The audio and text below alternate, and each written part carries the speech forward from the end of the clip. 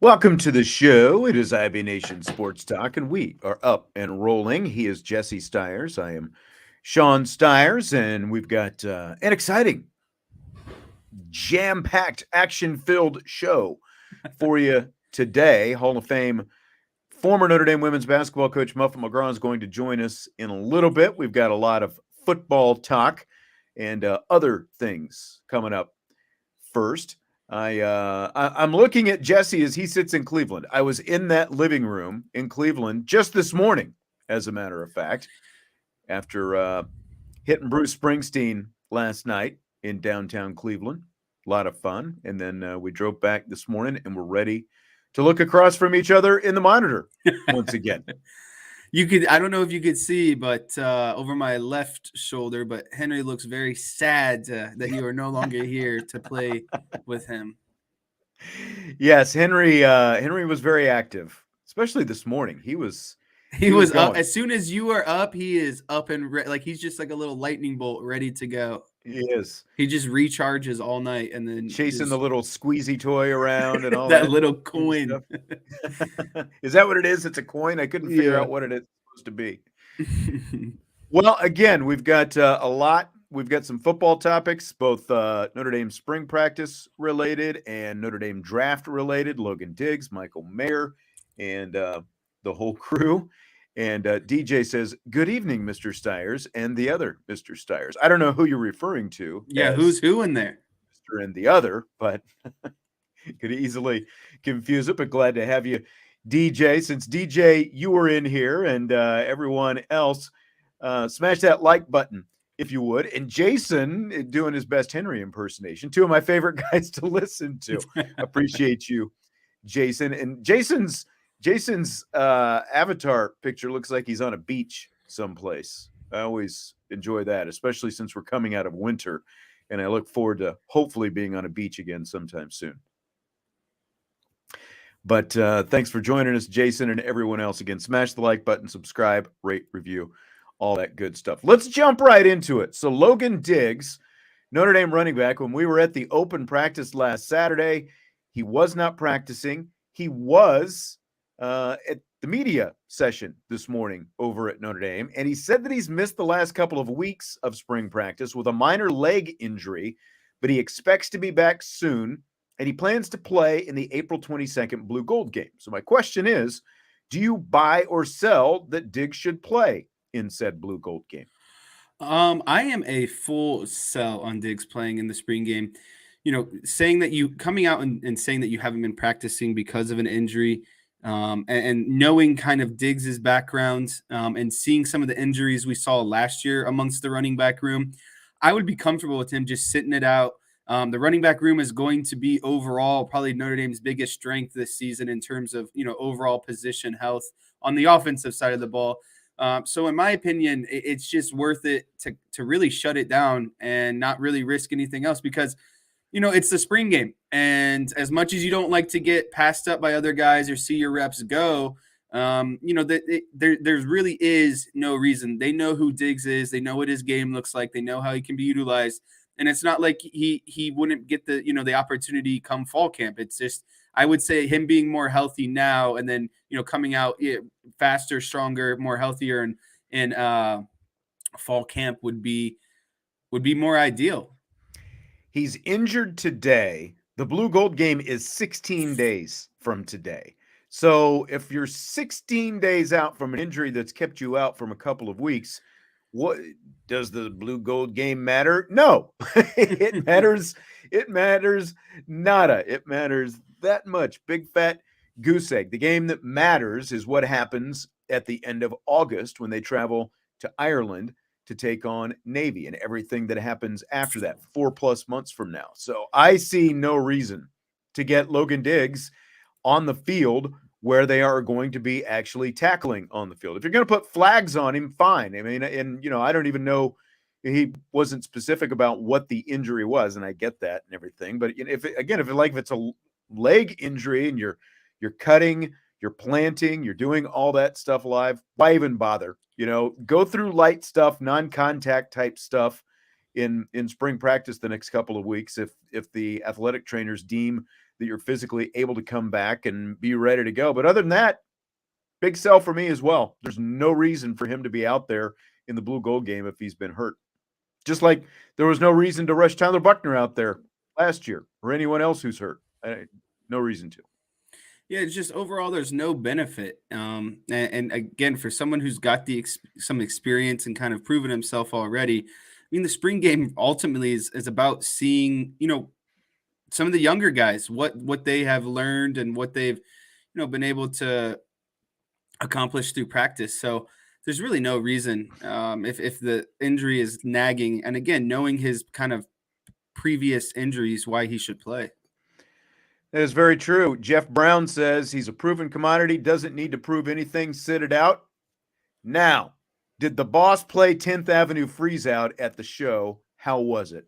He did. It was the second to the last song in the encore.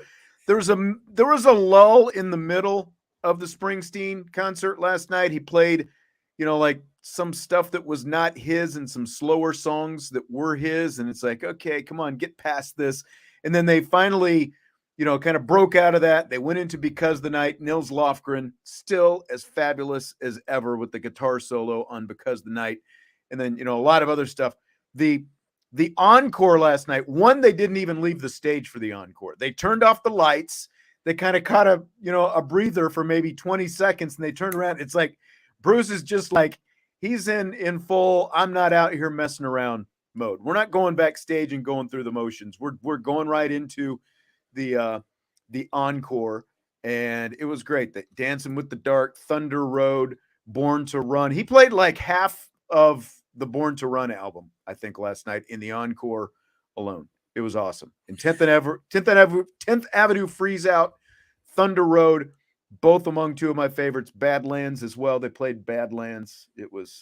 What's your take on this girl that I work with went last night, and she said that she was thrilled that they did a Seeger session song. Interesting. Is that one of the ones you did not enjoy? Now I'm not familiar with the Seeger sessions.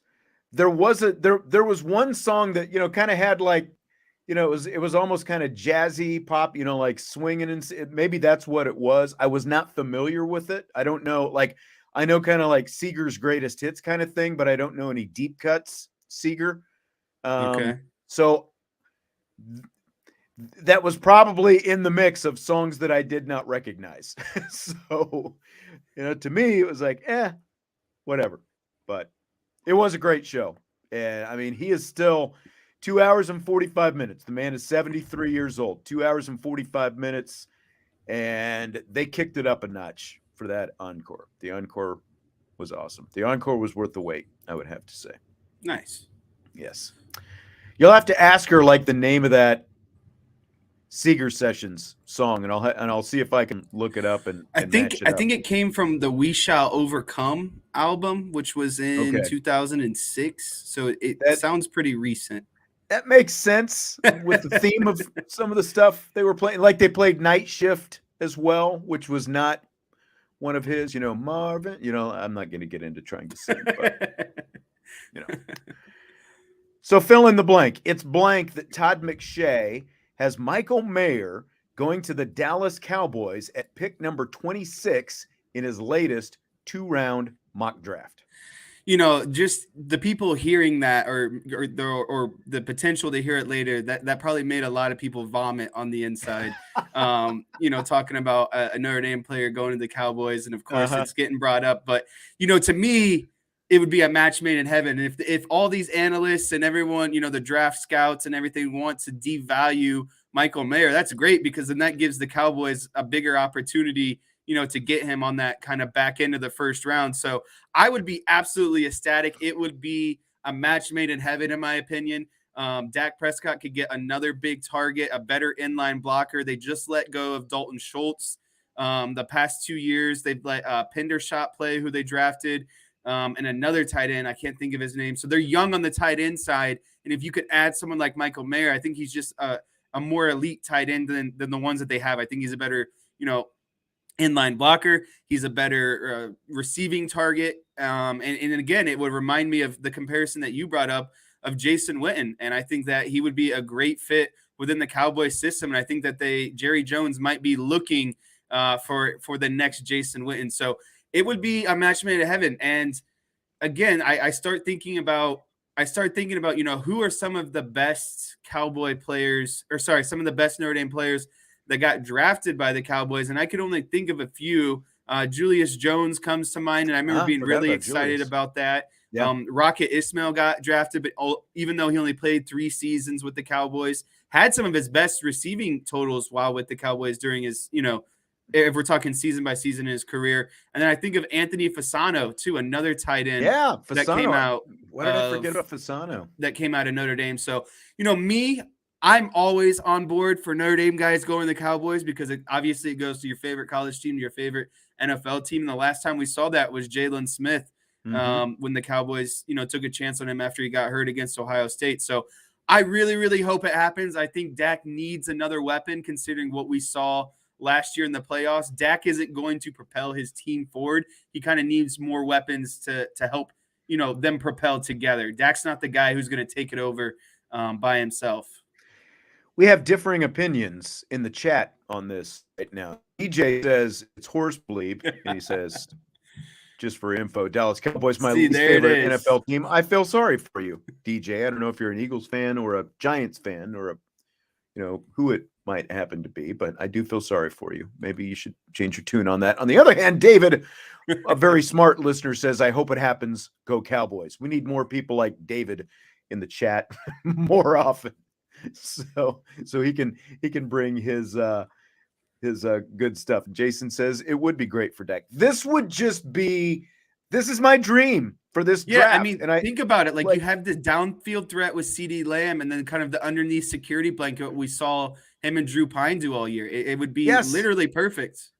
This is a guy who you can drop into the starting lineup, Michael Mayer, and he's going to be a starter for you for at least the next dozen years, and the Jason Witten comparison I've used before, and you talked about it. That is exactly it. He's going to give you a smart guy who can hit the field, go out there, perform right away. They just got Brandon Cooks, and they have CeeDee Lamb. So now you're going to be able to challenge all levels if you have a tight end like Michael Mayer. And I know a lot of Cowboys fans aren't thrilled with the idea of drafting a tight end. Most of them are have their man crush and woman crushes on Bijan Robinson. I just don't know that anyone picking around 25, 26 is going to be able to get Robinson unless you're willing to trade up and probably get him. This would be an excellent add to the Cowboys offense. When you think about like what Dak Prescott needs, it's not enough just to have an okay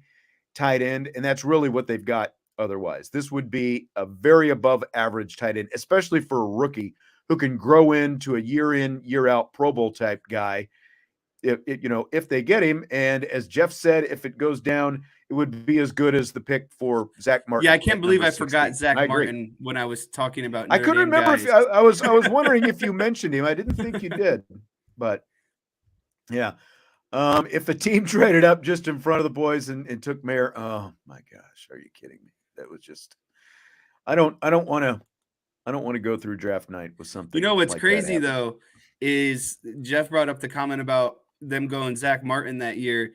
Jerry Jones wanted to take Johnny Manziel and got talked into taking Zach Martin, and I think that was a revolutionary change in the organization. I think if they took Johnny and didn't get Zach Martin, I think the team would look a lot different right now. And that sounds dramatic, but I'm pretty certain of it because that revitalized their offensive line with him and Tyron at left tackle out there. I just hope that Zach Martin's career doesn't get wasted without, like legitimate winning football here at the end. I hope he doesn't end up like having to go someplace else to finish up. Right. That's like, again, what they've got on defense and what they've added on offense, if you dropped a Michael Mayer into the middle Oof. of that, Well, he just fits. And again, not to sound like a homer here because I'm a Cowboys fan, but he fits what they do. They like to run, power run, and they're really a good offensive line unit. And then you add, his ability to get downfield and catch the ball, and some of these kind of, Dak likes to let the ball loose. He's like top 10 all-time in completion percentage. He's a good quarterback in that regard. So I think he's absolutely a good fit. Absolutely, which is probably why it won't happen. But Too it's good fun to to be true. see. That's right. It's fun to see. I was scrolling through. Of course, it's like, okay, I'm looking at McShay's first round, and he's got a couple of trades up at the top. It's like, okay, that doesn't have anything to do with, either Notre Dame or the Cowboys. And that's what I'm looking for. Where does he have Mayer? Where does he have Isaiah Foskey? Who does he have the Cowboys taking? And then my heart just skipped a beat when I saw Michael Mayer going to Dallas at number 26. So we're only a couple weeks away. It's the week after the blue gold, I guess 3 weeks away. At 3 weeks from today, as a matter of fact, is when the draft starts. So it's coming. It's going to be here before we know it. Speaking of Isaiah Foskey, it is also blank that McShay does not have Foskey being picked in the first 2 rounds of that latest mock that he has. It's surprising, but not surprising at the same time, because I've seen a lot of grades with Foskey being, either a late round kind of second guy or an early third round. So am I overall shocked by that? No. Do I think that Foskey belongs as a second round grade? I do. But unfortunately, when it comes down to the draft, it's not necessarily, are you, a second round player. It happened. You don't know where picks are going to fall. You don't know what teams are going to be needing at specific times of the rounds. To me, everyone has a game plan going into the draft, but no one knows how the draft is going to unfold. And so when people start getting picked in front of you, and then you have to reevaluate what you need, and then, maybe there's some better defensive ends still on the board because no one's taking defensive ends. You just don't know how it's going to shake out. So yeah. I put him in that second to third round range. And so him falling out of the second really isn't a big deal. I think the bigger conversation to me would be him falling out of the third round and into the fourth round. I think that would be the bigger conversation. And McShay does have, I think it's 7 defensive ends going in the first 2 rounds, along with a couple, a handful of outside linebackers as well. So he's got a lot of edge type guys, which probably means if he's got that many guys going in the first 2 rounds, it probably means Isaiah Foskey is coming up next. He's in that top 10, I believe. But, DJ says it is not overly surprising. I wonder 2 things. One thing I've heard some NFL draft evaluators talk about the last few years with that Viper end position is the fact that it calls for those, Notre Dame guys specifically to drop into coverage. And that takes away from some of their rush opportunities. It takes away from, more sacks and things like that. I wonder how much that comes into play. I also wonder, he didn't show consistently the ability to use multiple moves. There was a lot of, more like power bull rush type stuff getting to the quarterback. He didn't have a lot of, secondary type moves to get to the quarterback that he was showing. And I do wonder how much that potentially comes into play in his evaluation as well. I don't know.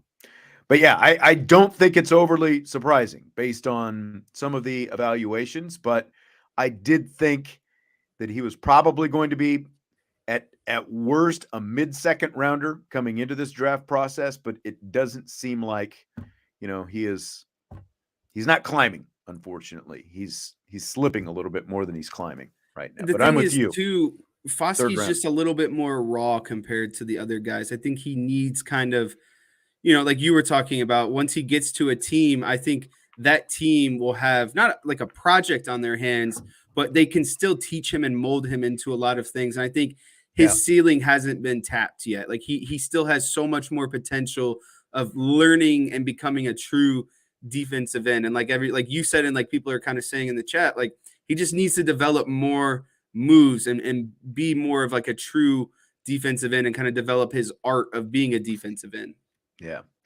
Jason's asking when Dalen Hayes went, and he went later, it seems, and I can't remember right off the top of my head exactly what round. It definitely wasn't in the first couple, but I'd have to look that up and see where he went. But you would think that Isaiah Foskey would be going higher than that.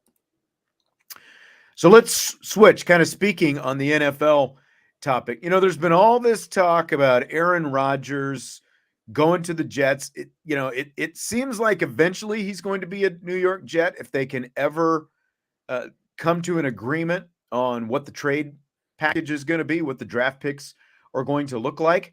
So assuming that Rodgers is going to now be among the AFC quarterbacks, he's going to the AFC to play with the Jets. Does he make your top 5? How would you rank your top 5 AFC quarterbacks?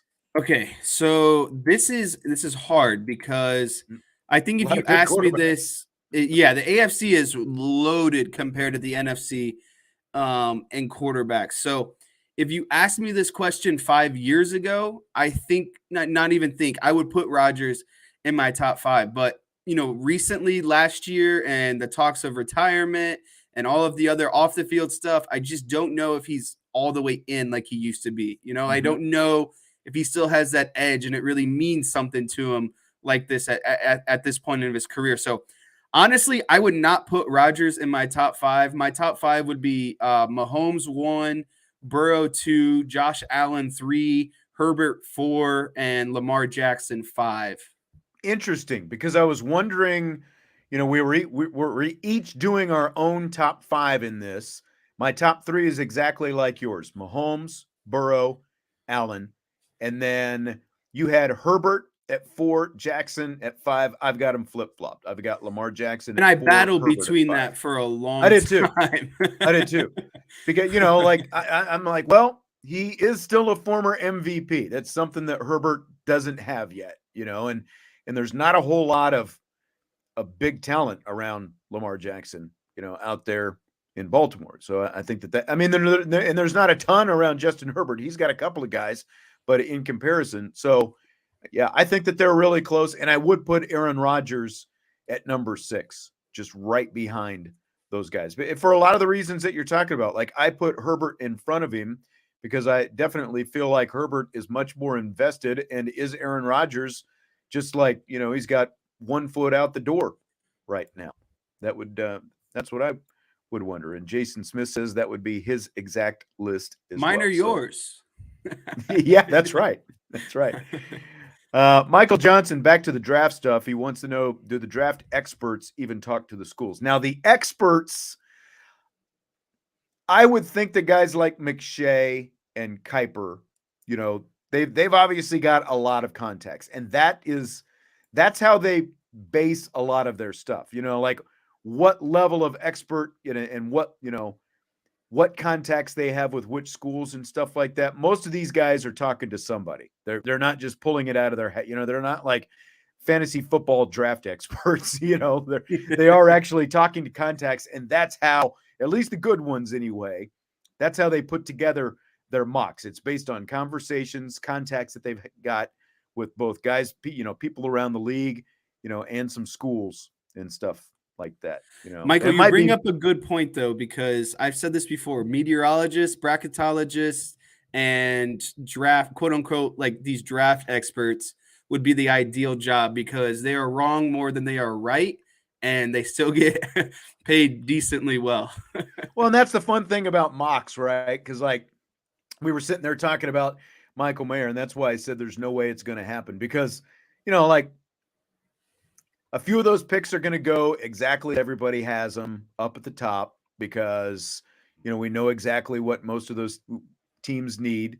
Trades can throw a little bit of a wrench into things in terms of who ends up going where. But like after you get out of really probably the top 3 in any given year, you start getting some surprises in there. Teams will start reaching a little bit. They'll throw you some curveballs that you weren't expecting. And, let's be honest, especially right now with 3 weeks to go, a lot of this stuff is smoke screens as well. So, again, like if McShay or Kuiper or whoever is getting information from NFL teams, they could be getting fed something because they want you looking to the left when they decide they're going to go to the right.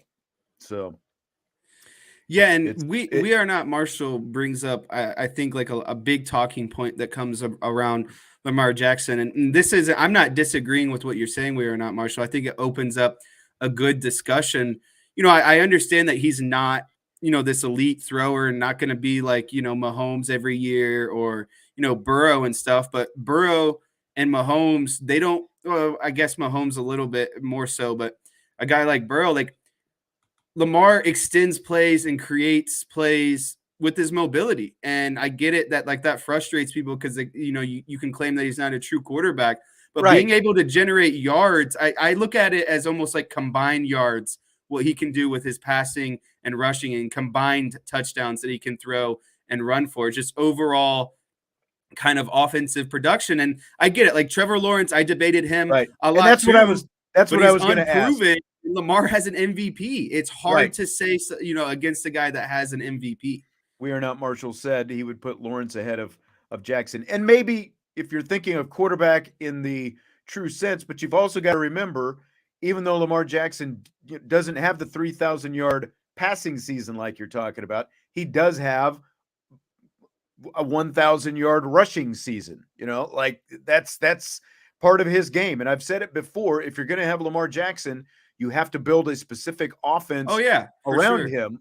And, like that's why when all this talk was coming up originally, would I want Lamar Jackson? My initial inkling was no because of that. But again, like when you look at some specific fits, I don't think he's a good fit for, like 99% of the league.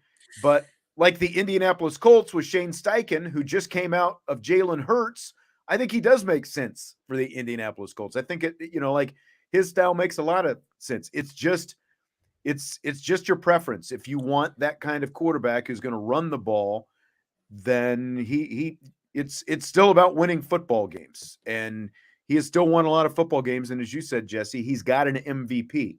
Right. So, and I get it. I'd like to see Trevor Lawrence do it a little bit longer than just 1 year. And that's that's where I battled it too. And Jason brings up a good point. Like can name a wide receiver threat that Baltimore has had with Lamar at quarterback, what's his name? Hollywood Brown was probably the biggest name that he had at wide receiver. I mean, he had Miles Boykin there for a little bit, but Miles Boykin isn't a true number one threat. And that's kind of, something that he's been lacking a little bit too, but not to get, too caught up on Lamar Jackson. I think we got to switch over to the NFC quarterbacks now. Real quick, Michael is saying, which quarterback would you take in Dallas if they traded Lamar or Dak? And I would not want Lamar Jackson in that case because I don't want that kind of, an offense that has to be built around a running quarterback. I prefer a more traditional, more conventional type offense where the quarterback is throwing the football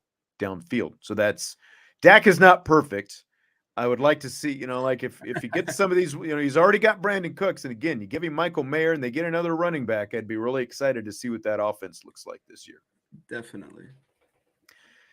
All right, let's flip it to the NFC now, where I think that this gets like this is hard. Like the AFC is hard just because there are so many good quarterbacks and how you're going to rank them. The NFC, that is not the case. So which way are you going with your NFC quarterback? This is hard. I know I'm probably going to catch a decent amount of flack for this, but I'm going to go Matt Stafford, number one. Ooh, okay.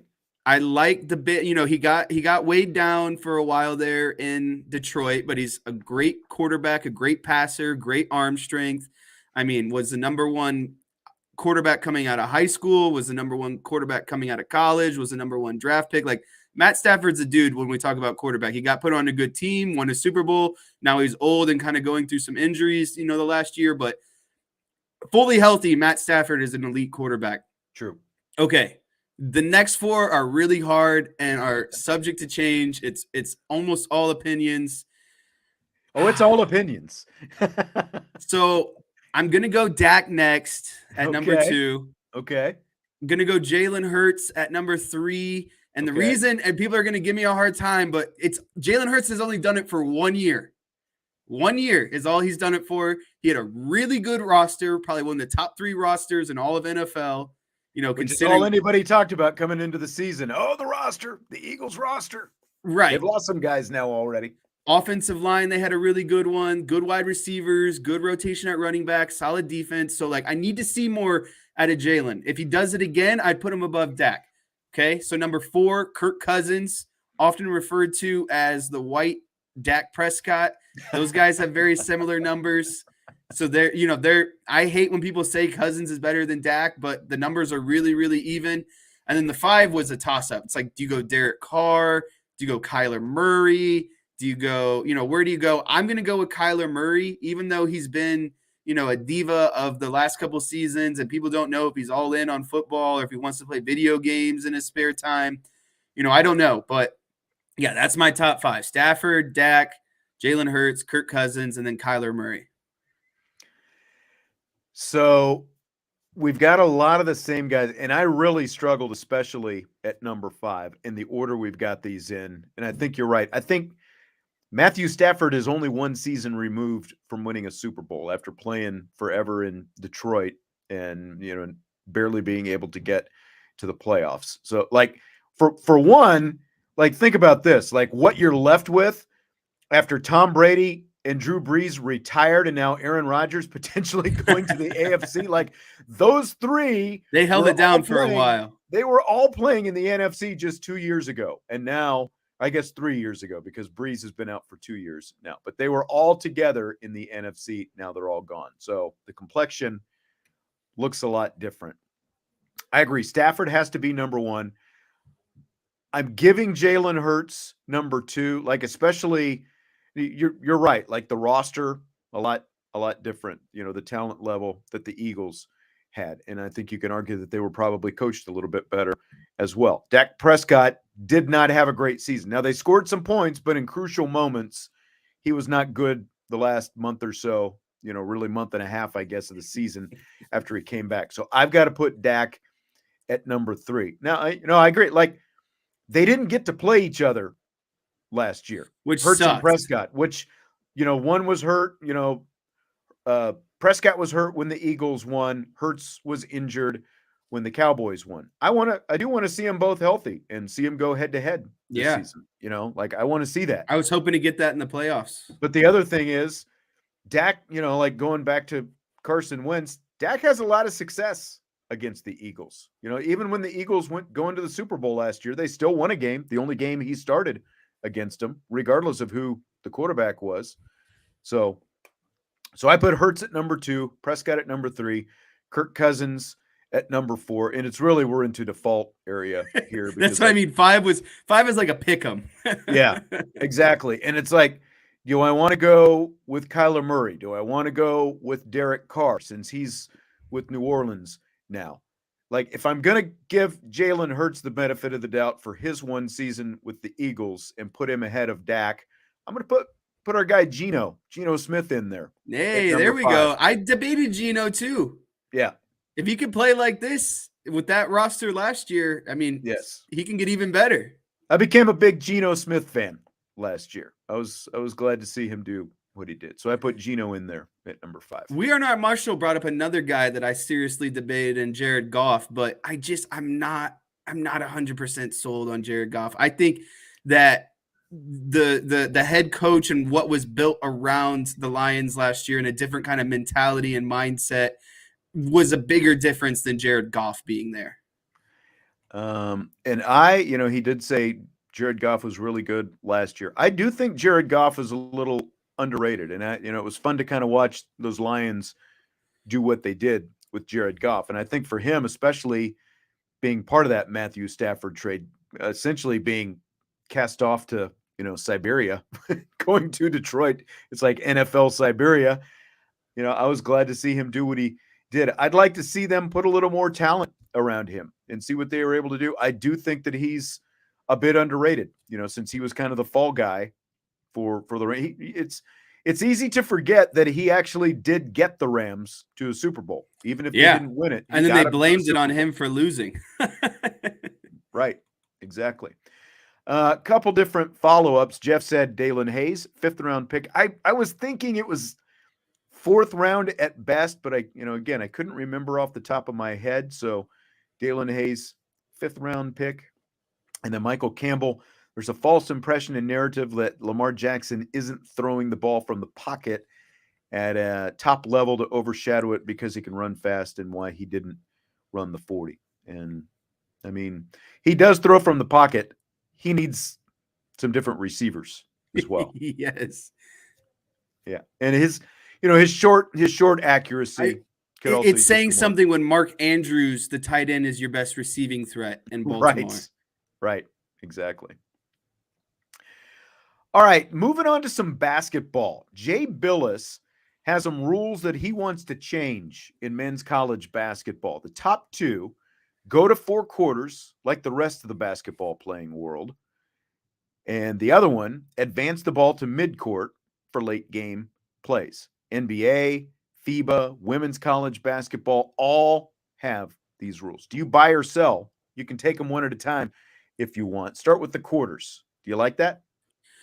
Yes, I think that everyone else, the women's, the NBA, they all play 4 quarters. I think men need to naturally, the WNBA also plays 4 quarters. It's just so stupid to me that the men's college game is the only basketball version right now, college and professional within the United States, that doesn't have 4 quarters. So I am 100% buy on the 4 quarters. I am too. I really like it. As someone who's called the women's games for the last few years now, I really love just the way the flow of the game works with the quarters. It just seems like the pace, the way it breaks it up, you've got that natural break instead of 20 full minutes for the first half like the men have right now. You got 10 minute, and you've got a break in the middle, and you've got a natural media break in the middle as well. And there are fewer timeouts, which, I think that coaches can go overboard anyway with the timeouts because you get the natural timeout in the middle, and it also creates more action at the end of each quarter, like with clock winding down and all that kind of stuff. It creates more natural action. So I like it a lot. Yeah, and then the second one, advancing the ball to midcourt for late game plays. I'm 50% buy, 50% sell. I think I've said this before. I am in favor of having it just like the NBA does it. If you take a timeout and you can then advance the ball to the half court, essentially. I don't think that you should automatically get it there. I think you should get rewarded for having your timeouts. You have to call a timeout, right? And that's how the women's game does it right now. Okay, so I must. If that's the interpretation, then yes, a timeout should get you the ball at half court. Because I've said it before, you should get rewarded for banking and basically storing those timeouts through the game and not get punished for not being able to use them. Because at the end, if you're down, and you have a couple of timeouts left, you should be rewarded by using that timeout and getting the ball at half court. There's incentive. There's incentive to keeping those timeouts. And then you're not just burning them throughout the game and stopping the clock even more with media timeouts and everything. And then there's strategy at the end of the game. Right. If it's close. Like, when are you, because calling the timeout, obviously, as soon as you call the timeout, it gets you the ball at midcourt, where you're inbounding in front court. And again, it creates more natural action that way, the ability to get it in. And, I don't understand, if the NBA has it, why is it too good for men's college basketball? I don't get that. Do you? No, I don't. I don't get it at all. But I agree. I think both of these are great rules, and they've helped bring more action to the women's game. And again, the NBA has them, so there's no reason not. Now, the one thing that I've heard against the quarters is, well, if you get quarters, then you've got to, reset the fouls, because that's what the women do. They reset the fouls. Now, the NBA, they don't reset the fouls, right? No. Because the women have also done away with the 1-and-1, basically, by doing this. That was part of their deal. You don't necessarily have to do that. If you're the men, you could still do quarters and keep not have to reset the fouls every quarter and keep the foul situation the same. So you don't, just because you go to quarters like the women have, doesn't mean you have to set your rules exactly like the women have. Like, so if that's the only thing against it, it's just like 2 quarters and then don't reset the fouls. Just keep it the way you've got it. Yeah. It's very simple. I agree. Yeah. Because again, like high school does that, it's, the bonus and the whole thing works exactly the same as in college. So I don't understand what the holdup is. They need to do it. It's like they're stuck in not changing only men's college basketball. It's I know. weird. I know. I don't get it. So a little baseball question for you. Which new Chicago Cub, Mr. Cubs fan, one of a couple of diehard Cubs fans on this show, who are you most excited about? Which new Cub? Cody Bellinger, Eric Hosmer, Dansby Swanson, Trey Mancini. So there's a lot of interest for multiple reasons. I guess, and no offense to this guy, but I'm going to eliminate one off the bat, and that's Eric Hosmer. I think he's a solid player. I think his prime has definitely passed him. His best years, were in Kansas City, and then he got that deal to go to the Padres, and there's a reason why he's not on the Padres and on the Cubs now, right? Like, let's be honest about it. So I get rid of Hosmer.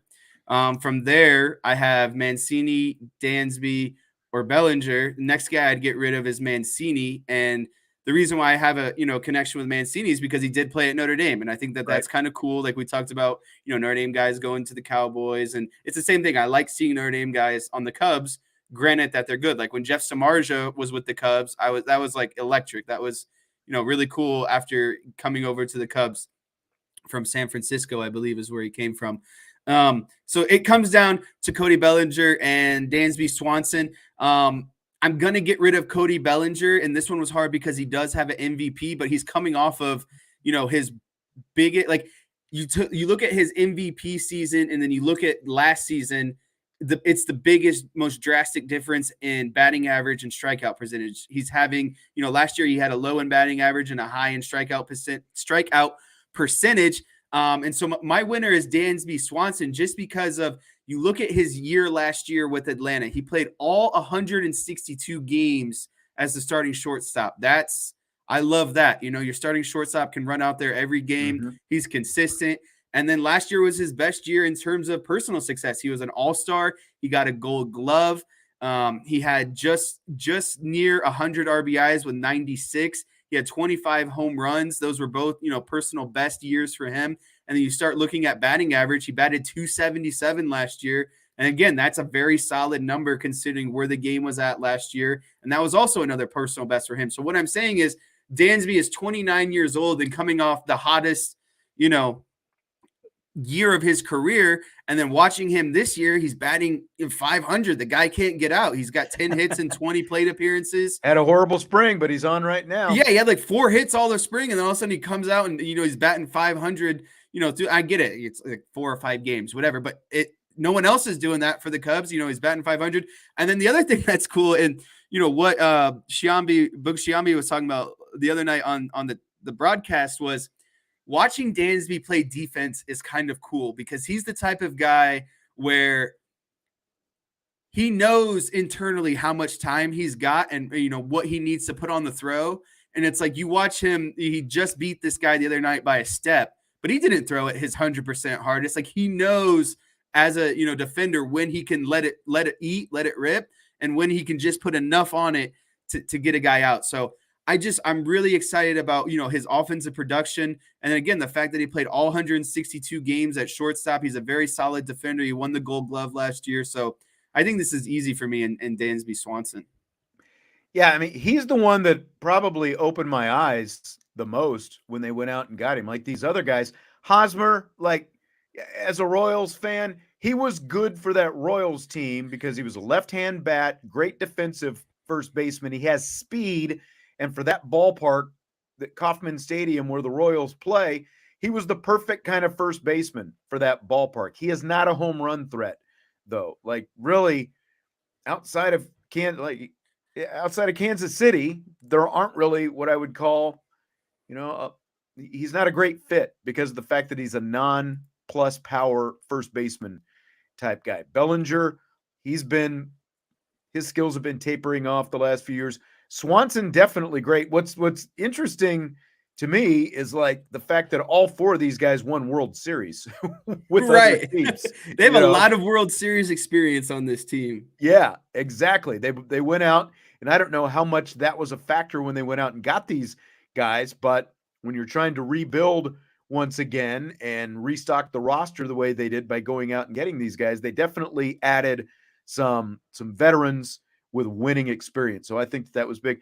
I'm just going with Mancini. I get with what you're saying about Dansby Swanson, and I think you're right on with a lot of it. But I do like Mancini's versatility. He can play outfield for you. He's a good athletic first baseman. Like if you're going to give Hosmer the day off or put him at DH, and obviously Mancini can DH as well. And it's fun. He got traded in the middle of the season or late in the season last year to the Astros and helped them win it all. So I think that it's cool that he's in Chicago and look forward to hopefully getting over there. It's been a couple years since we've been to Wrigley. We need to get over there, I think, this summer. You and I speak for yourself. I just was there last week. That's right. You were out there freezing. I forgot about that. When are you going to your first Guards game, by the way? Do you know yet? That's a good question. I think I'm going to wait until like May. Wait till it warms up a little bit. Just a little bit. We had the partial season tickets last year, so I went to probably, by the time it was all said and done last year, I probably went to at least half. No, that's a stretch. I probably went to like 25 Guardian games last year, so like a quarter of their home games. It's fun, but it's a lot of games, and then when you have the tickets, you feel obligated to go because obviously you paid for them, right? That's exactly right. You need to go. So this year we're more so kind of taking a step back and going to kind of pick and choose the games we want to go to. And, we use this app called Game Time. So you get, tickets at a pretty cheaper price. And then I've talked to you about this, and it's a great concept.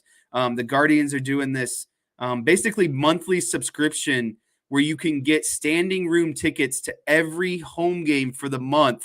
And you can do it month per month. It's like a monthly subscription. So I could do it for the month of May, get tickets to every home game and standing room only, not do it for June, and then resubscribe in July. And again, get every ticket to every home game with standing room. So I think we're going to kind of wait until it heats up and then go to it in the thick of things like June, July, August. We're looking at, and again, it's only $50 a month to get standing room tickets to every home game. So we'll pick and choose, I think, this year and not kind of have a more set, obligated schedule to go to games this season. But we'll definitely we'll go to more than at least 10 games this year.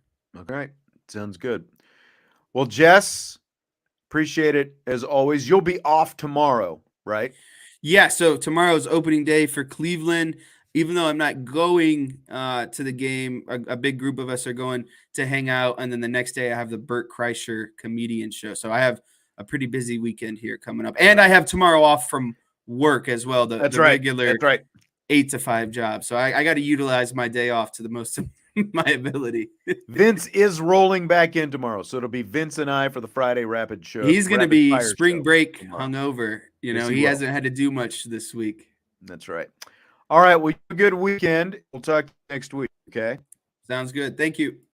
All right. Absolutely. So right now, we're going to hear from a Hall of Famer, former Fighting Irish head coach, Muffet McGraw. Well, we are joined by two-time national champion and Naismith Hall of Fame coach, current ACC network analyst, Muffet McGraw. Thanks for joining us today. I appreciate you doing this, Muffet. Hey, Sean. Always a pleasure to talk to you.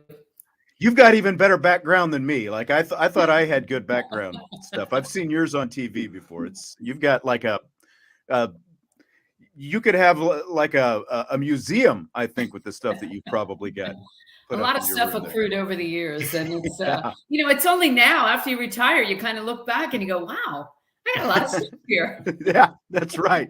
A lot of cool stuff is built up in this room over time. Yes, a lot of cool stuff.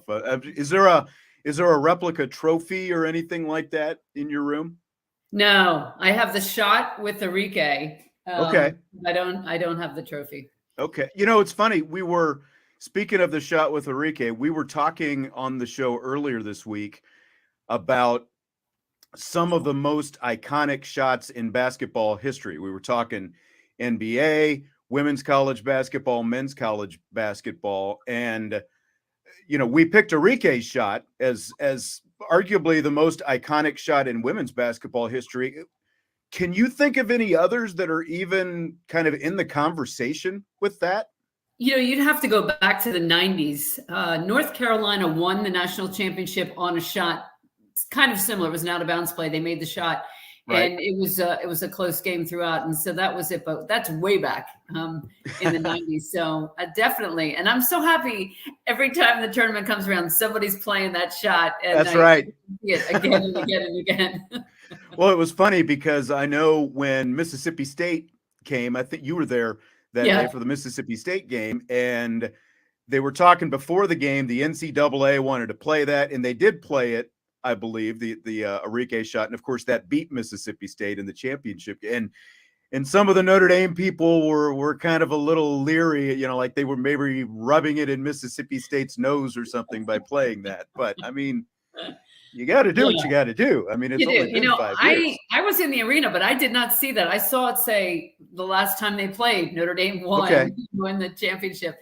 And I thought if I was coaching, I probably wouldn't have said, don't put that on. We don't need any extra fuel for the Bulls. Exactly. Well, there's a lot of talk this week about the popularity of the women's game, and justifiably so. But when you think back, the ratings really started to grow for the national championship game the next year after that, and they've grown. I think this year they obviously the best ever with it peaked at 12.9 million or something like that, and the average of 9.5 million, right around there. What impact do you think that those two shots that Enrique had in that Final Four maybe have had on helping the popularity of the sport over the last 5 years? I absolutely think that's when it got started. And I think people maybe were a little tired, I know around here, of seeing UConn every single year in the Final Four. And this year we had 3 brand new teams. And I'll tell you, Iowa owned that arena. They had so many people, at least half of the arena, and it was sold out, was Iowa fans. And they were so loud, and it was such a great atmosphere for the game. So I think when you turn it on, and you see the crowds and you hear the excitement, I think that really helps. So I think since, over the last couple of years, it's been growing. And this year on ABC, maybe that was something that helped us get a little bit more attention rather than on ESPN. So I think it's definitely growing. And it's time to move the women's tournament out of the rest of those, those other tournaments and put it on our own and see if we can make some money. Yeah, and that's kind of the big conversation right now, that it's tied to some of the other sports, and that it might end up they might end up getting their own rights deal. And I would be really curious to see. I mean, it is you could see the explosion of it, again in the wake of that. I heard Charlie Baker, our new NCAA president, talking about that, and he said, after what I've seen, I think it's definitely time to look and see what we can do, because we're not just in with a few other we're in with every other sport except for men's basketball and, of course, football. So all of those sports, they lump them together. They do the bottom line. They say, oh, you all lost money. But if you took us out of that, I think you may find, if you promote us, market us, and try to get some sponsorship for us, because the sponsors are tied in with the men. So it takes about $8 million, I think, to get a sponsorship. And if they would just break away and say, no, we're going to let the women's sponsors be a separate issue, and then maybe we'd get more sponsors. I think so. Well, we're talking right now. It's 4 days after the national championship game, which of course was Sunday afternoon. And there's been the Caitlin Clark, Angel Reese talk is kind of starting to die out at this point, but it's dominated conversation over these last few days. And again, when you look at that, like setting aside if you agree or disagree with whatever, just the fact that people are talking about women's basketball, I think that has to be good for the sport. What do you think? Sean, I was thinking the exact same thing. At least they're talking about us. It doesn't matter. They're not talking about what Kim Mulkey was wearing, so I think that's a plus. But they're talking about the game. And, trash talking's been around a long time, and we've had some pretty good trash talkers here. Yeah. And I have to think Marina Mabry might have been the best trash talker ever. But it used to be kind of subtle, and now it's really getting to the point where it's just so obvious. And I'm not sure I like trash talking from anyone. I didn't like when Caitlin Clark was like, I can't hear you from the crowd. And, when, everybody's trying to get more attention. I never really liked that, but little talking would be okay. Sure. But yeah, it's getting a lot of attention. And I think you're seeing that it's been happening a long time. And now they're just putting a little light on it. When you look at Caitlin Clark and all these 40-point games, plus the assists and everything that she does, just from a playing standpoint, is there a comparison you can think of? Is there anyone you would compare to? I can't think of anyone. And people are trying to compare, and they keep going to the NBA because there's no player like her. She is so fun to watch. She comes over half court and she's ready to shoot it. So I know. I'm not sure I would want to coach her, because she gets a lot of shots, but she leads the nation in assists. It's not like she's the only one doing the scoring. So fun to watch. I'm really disappointed, honestly, that she's in the Big Ten because you're not going to see a lot of her games, you're not going to see her on ESPN much. And that's a shame. Now that I work for ESPN, as we know, that's a shame. That's true. Speaking of media rights deals breaking off and everything else, it's going to be a little bit different. Well, the good thing though is she's going to be back. Good for the women's game. And like when you think about it, like Aaliyah Boston was back for South Carolina this year. Olivia Miles, Sonia Citron, they'll be back next year. Caitlin Clark will be back next year. How good is that for the sport? Just that you get some continuity. Is like when you compare it to the men's game, especially where you've got one and done and all that kind of stuff. I think it's great for the sport. And you know what, Sean, I think this NIL is what's keeping kids in school. I mean, Caitlin Clark, I think, is making around $1 million. There's 2 kids from Miami making 1.7 million, kid from Connecticut making $1 million. So why should they go to the WNBA and make $70,000 when they can stay in school and make $1 million and kind of plan for the future? But I was just looking in the ACC. We've got our top 10 scorers back. And that is so exciting for the league. We're going to have such great games. Elizabeth Kitley from Virginia Tech, 2-time player of the year, just decided she's coming back for her 5th year. Georgia Amore, a great shooter. She really got a lot of attention. She's not quite Caitlin Clark, but she is fun to watch too. And of course, our own Olivia Miles and Sonia Citron. I mean, those two, we're gonna have a great conference next year. Yeah, for sure. I mean, that's Virginia Tech getting Kitley back is really a game changer. I think when you look at the early shape of the race for next year, when you're talking about the 2-time conference player of the year. Yeah.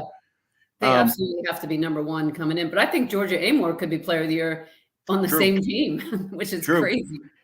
But Notre Dame has a couple players that could be player of the year from the same team. And we've mentioned them already, Olivia and Sony. And, you tweeted after Notre Dame season ended with that loss to Maryland about how difficult it is for a shooting guard to suddenly have to, transition to now being the facilitator at point guard. And as good a job as KK Bransford and Citron did, it's different. How would you describe just how difficult making that kind of move mid-season especially is? Well, it's really based so much on experience. I mean, point guards, they grow up with the ball in their hands. They're the floor general. They're looking around. They've got to see the mismatch. What kind of defense are they in? Are they playing a zone? Are they playing man? Who's going to be open? Who should I get the ball to? And how do they want the ball? Where do they want the ball? Can she catch it full speed and make a layup? Where is she going to travel? I got to know exactly where they want the ball. There's so many decisions you have to make before you even cross half court. You're trying to figure everything out. And then in your mind, you're thinking, now what play am I supposed to run? It's just so many things that you have to think about. It's such a mental game. You need a high IQ like Olivia has. So when you have to take that over, and remember, Marina did that for us in 2018. Right. But she had played some point guard through her career in AAU and all. And it was hard for her to give up that 3-point shooting. And we need Sony to score. I think everybody was like, put the ball in her hands and then let her shoot it. She now has to do everything and guard the other team's best player. And don't forget to rebound and make sure you don't come out of the game for a minute. Exactly. We obviously don't know what Olivia's recovery and rehab and all that stuff is going to look like after her knee. They've got another great point guard coming in Hannah Hidalgo. But I'm curious, as a coach, you had a lot of great players come through there, obviously. Were you ever concerned, as great as they may be, about maybe having to rely on them too much when they are freshmen? Or what did you think about that? You do not want to have to rely on freshmen to win. That is for sure. They're going to get better throughout the year, but a lot of times they hit the wall. I mean, you look about here in Indiana, the girls are playing their championship in like the first week of February. So their season is so much shorter. So in the college game, they get into the end of February, they're exhausted because they're not used to playing that long. So I think you can have a freshman. We've had some really good ones here, but remember when Skylar came in, she didn't even start her freshman year. It took 5 or 6 games, and then she got into line. Ruth Riley didn't start till I think January. I mean, it takes them time. So you can't rely on the best situation is to have a veteran point guard with some other young players. And Olivia was the exception. I mean, she came in and was able to go right away. Yeah. And I think she still benefited from having those few extra games when she came in mid-season as well. And she was just able to hit the ground running the next year. Yeah, that gave her a great sense of how the college game is going to go and what practice is going to be like, what the academics are like. And you only had to do it for a semester, so she probably could stay a little fresher. But she's going to be terrific. Does it? I don't want to put heap the expectations too high on Neil, but I know she's going to have them herself. And does it feel like with what she and her staff are putting together with these last few classes now that it's about to kind of ascend to another level again here pretty soon? I have to say my biggest worry for the team is losing Ebo. That's a big loss. She really gave us some great minutes in big games. I mean, she really kind of won that Connecticut game down the stretch. There was a Louisville game at home. She won that one down the stretch. When we needed a basket, we could go into her. And I don't know who's going to take her place. That's going to be a huge concern. I think we're going to have great guards. We always seem to have great guards, but we do need to get some posts. And hopefully somebody in the transfer portal will show up for us. But I saw that our freshman Hannah, she was MVP of the All-Star game, which means absolutely nothing, as we know. But she can play. She can. She is fast. I saw over 7.5 steals per game in high school. That's a pretty nice number to have. We could use somebody that can guard. I think that would be good for us to get. I think so too. And another ball handler as well. Just with that press and all those little things. But Muffet, this is 40 some years, I guess, since the NCAA began sponsoring the women's basketball championships. What do you think's changed most about the game in that time? Well, I think right now we're seeing parity, and I think that's the best thing that could have happened. I mentioned earlier with Connecticut, they got the player of the year every year. The best player in the high school ranks went off to UConn, and sometimes they would have 4 national player of the years playing on their team. So they've always had so many All-Americans. And now kids are saying, you know what? I'm going to go somewhere else. Aaliyah Boston goes to South Carolina. They win the championship.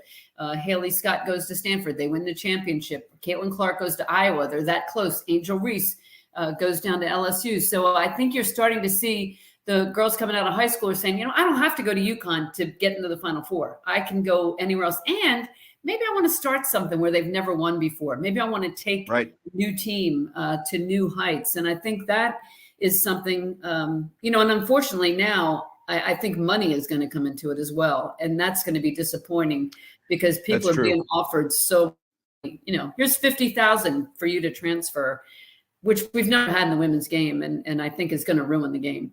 Yeah, that's unfortunately some of those factors are coming into the women's game now too. And you're absolutely right. There's so many things that are hard to regulate. I guess it's tough. Yeah.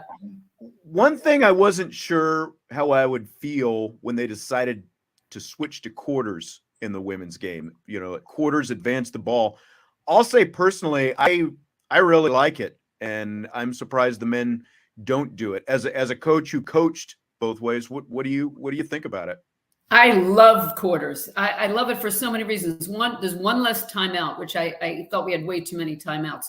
Second, the end of the quarter is an exciting time. The 7 seconds, what are we going to do? So now you get to do that 3 and 4 times instead of just once at the half, and it wasn't as important. But I think that's key. The foul situation, now you shoot on the 5th. So it's really, you can start over in the second quarter, where before you could have been in the bonus with 10 minutes to go in the game or the half.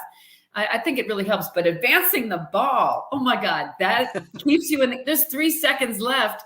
I know. Have a good shot to win the game. So I know. I don't know why the men aren't going for that. There's no other place, whether it's FIBA, European leagues, the NBA, the W. Nobody plays halves anymore. So the men are way behind.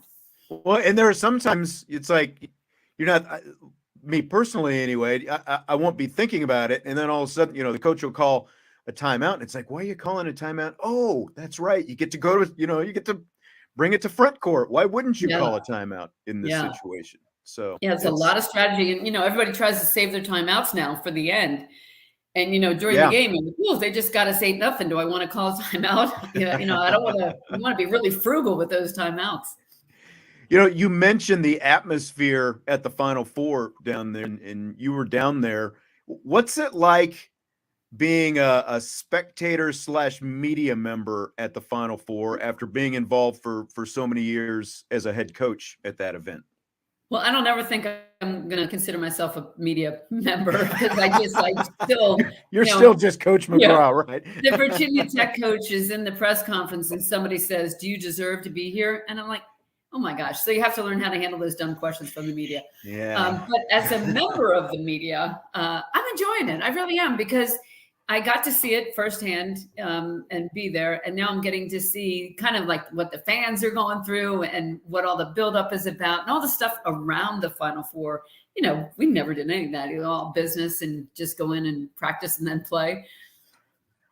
Yeah, well, the Final Four is always that, the coaches convention and other things going on beyond just the games. In that stretch between 2002 around 2010, before you started making the Final Four a regular thing once again, did you go down there as a coach? Did you do any of that kind of stuff? Oh yeah, I was the legislative chair for Division I for 10 years. So I ran the business meeting. We talked about new legislation, but they have clinics, they have on-court things. So you can learn a lot, but plus you just get to socialize with some of your peers, some people that you never get to see in that situation. So it's fun to kind of go down and, talk about basketball stuff and just talk about everything. So I always enjoyed going to the Final Four.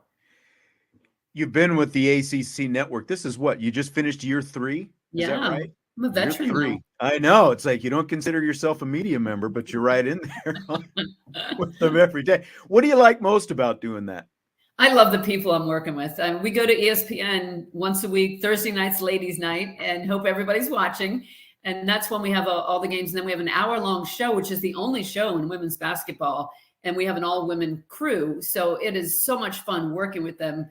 Just being at ESPN and seeing how everything works. They really do a great job of focusing on the ACC. So I enjoy it. I enjoy sitting back and kind of watching the strategy and seeing what they should do. It's really hard to watch a lot of games at once, though. On Thursday night, there's 3 games at 6, right. There's 2 games at 7, there's 2 games at 8, and you're trying to watch everything. And I can only watch Notre Dame, so I'm focused on the wrong TV. So that's the hard part, but I am enjoying it. And I get to honestly critique what I see. And, there's some coaches that I critique a little harder than others. But I'm sure they appreciate it too, right? Yeah. You and that crew really seem to have a good chemistry.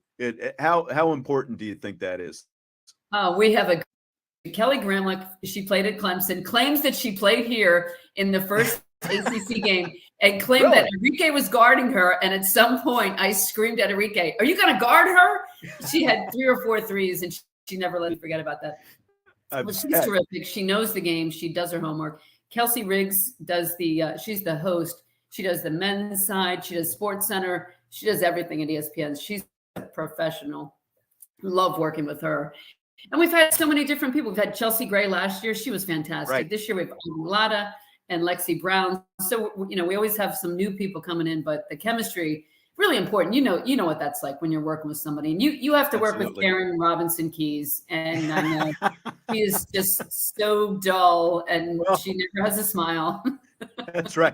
I told her a couple weeks ago, I said, my wife and I were going to the Springsteen concert in Cleveland. We did that last night, but she's like, well, we already went. We went and saw the first show in Tampa. It's like, come on, Karen, can't you just let me have one thing? She's phenomenal. I love listening to both of you She's guys. a lot of fun. I appreciate you saying that. It is a lot of fun. Do you want to stay in the studio? Would you ever want to do games on TV? Are you just stay where you are right now? I like being in the studio. I'm afraid to do games because I might just say what's going on that's wrong, and I might be too honest for people to handle. What a shot. What were you thinking? I don't know. I'm sure the coach wasn't planning on that.